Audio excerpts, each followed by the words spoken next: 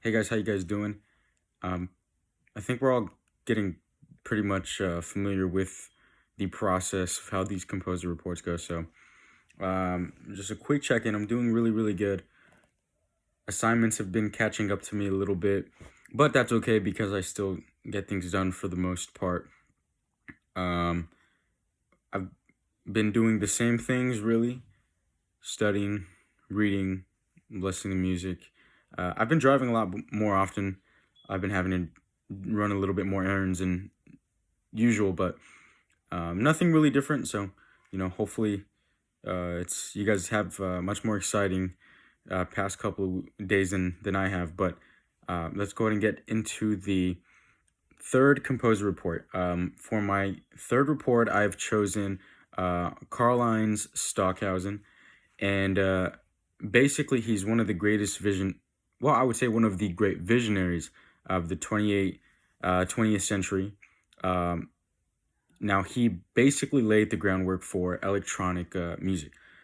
Some of the biggest characterizations of Stockhausen are music spatialization and introducing controlled chants into serial composition. So that's something that we're going to mention again in this research is that serial component of Stockhausen.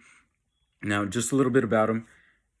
His mother did die in 42 in a sanitarium. So that was interesting. It was said that she may have been killed um, due to the reason of being a burden of the state. I found that really interesting. I don't know why. I don't mean to be morbid, but his father also died 3 years later on the Hungarian front. Now, in this time, he did enroll. Now, excuse me if I butcher this. Cologne Musikhochschule. I think that's what it's called.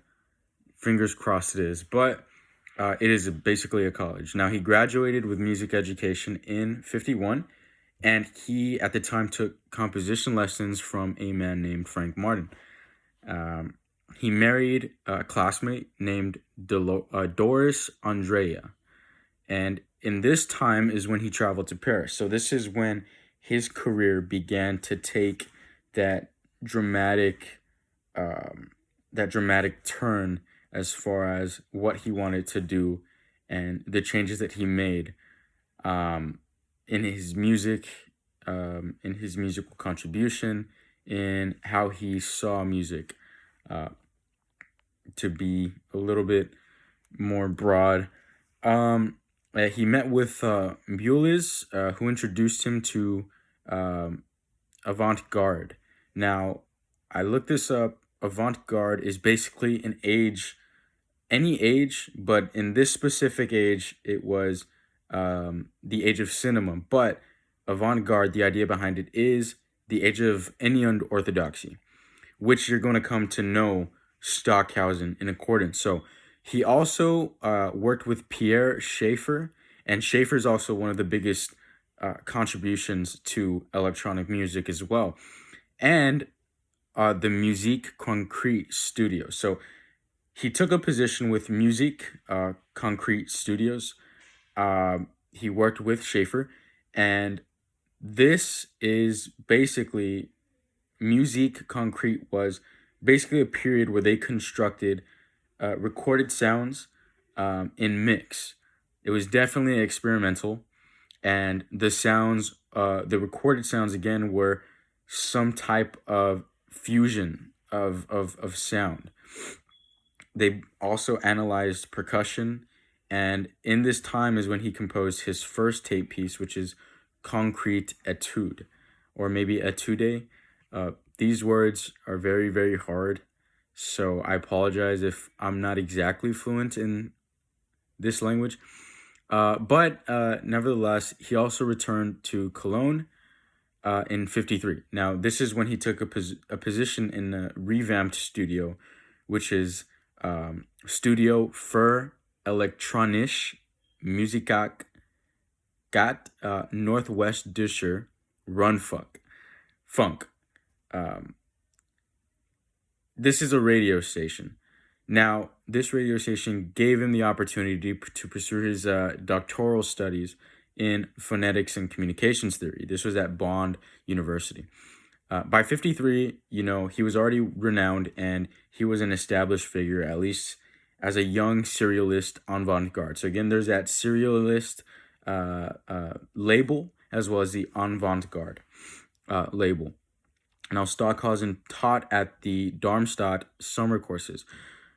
Now, this is when particular attention and dissension were created with Stockhausen when he invited a man named John Cage to lecture at those summer courses, which was in 58.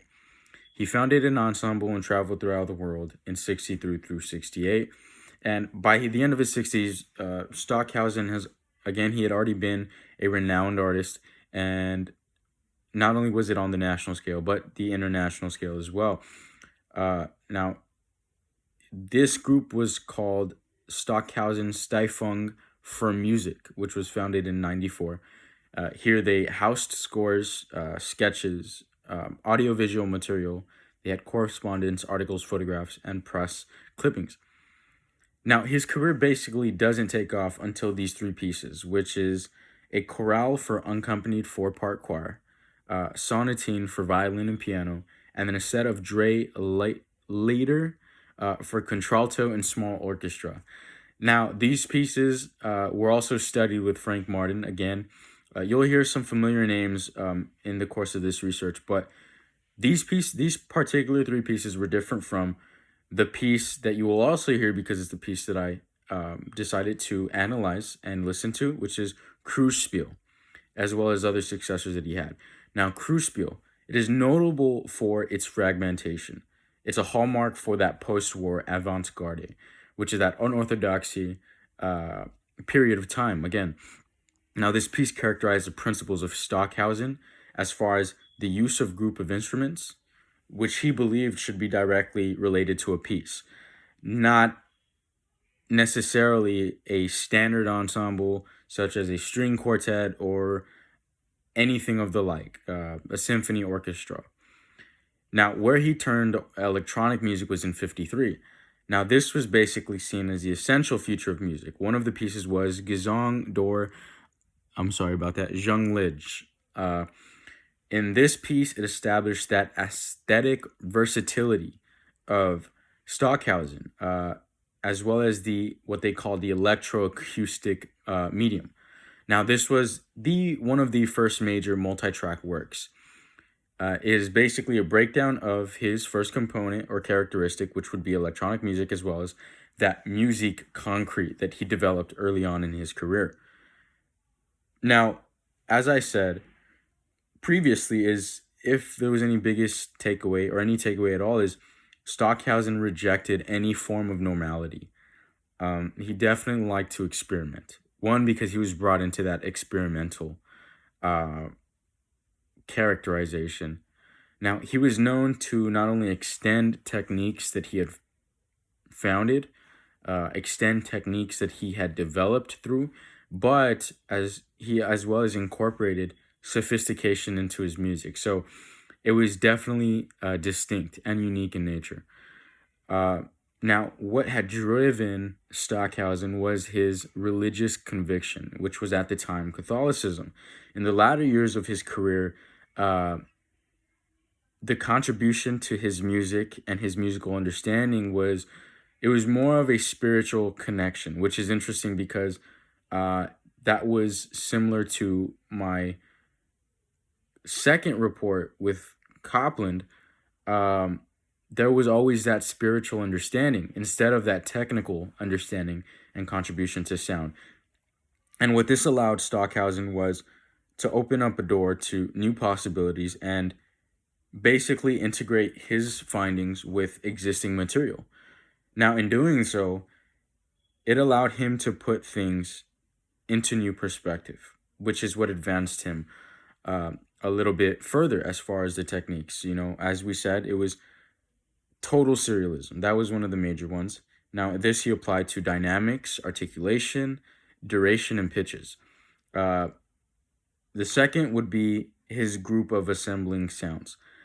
Again, you don't have a particular instrument or a standard instrument. It was whatever he felt could assemble whatever vision he had seen. Now going to the musical piece I had chosen. The musical piece was Spiel. It is an ensemble, and I can distinguish from the jump the electronic use of keyboard with a bit of percussion, which is interesting because he did study percussion. So a lot of the applications, a lot of the research I had done, it definitely resonates with my findings.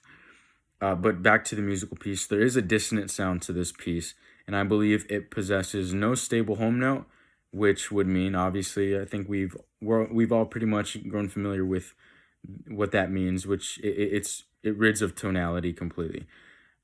From the research garnered, it appears that he did not follow the standard of accepted ensembles, and instead did choose that combination of instruments that he felt uh, could make his piece or make his piece come to fruition as far as um, contesting sounds, as far as unorthodoxy, going against the grain, which is something that he had seemed to do. Towards the middle piece, towards the middle of this piece, some notes did appear to reach octave changes, which was another trait of Stockhausen. Pitch and tempo relatively remain the same, which would be the same for both cases. Very low, very, very low. I'm not too sure that I enjoyed Stockhausen. Definitely interesting character. I like to think that I'm very controversial. I like to think that I go against the grain for most part. I love being the devil's advocate. And so if there was any interest, it was definitely that he had an immense amount of criticism, especially in his musical pieces. But he never backed down. If he believed in his vision, he saw it through in his previous pieces as well as his future pieces. And so, with that being said, it did, like I said, it did remind me of Copland. So I do like to see those connections made with any research that I continue to make in this class. Hopefully you guys enjoyed this. I wish you guys a well-rested night. And if you do have any questions, if you did the same, if you had the same findings, different findings, feel free to comment. With that being said, you guys have a great night. See you guys.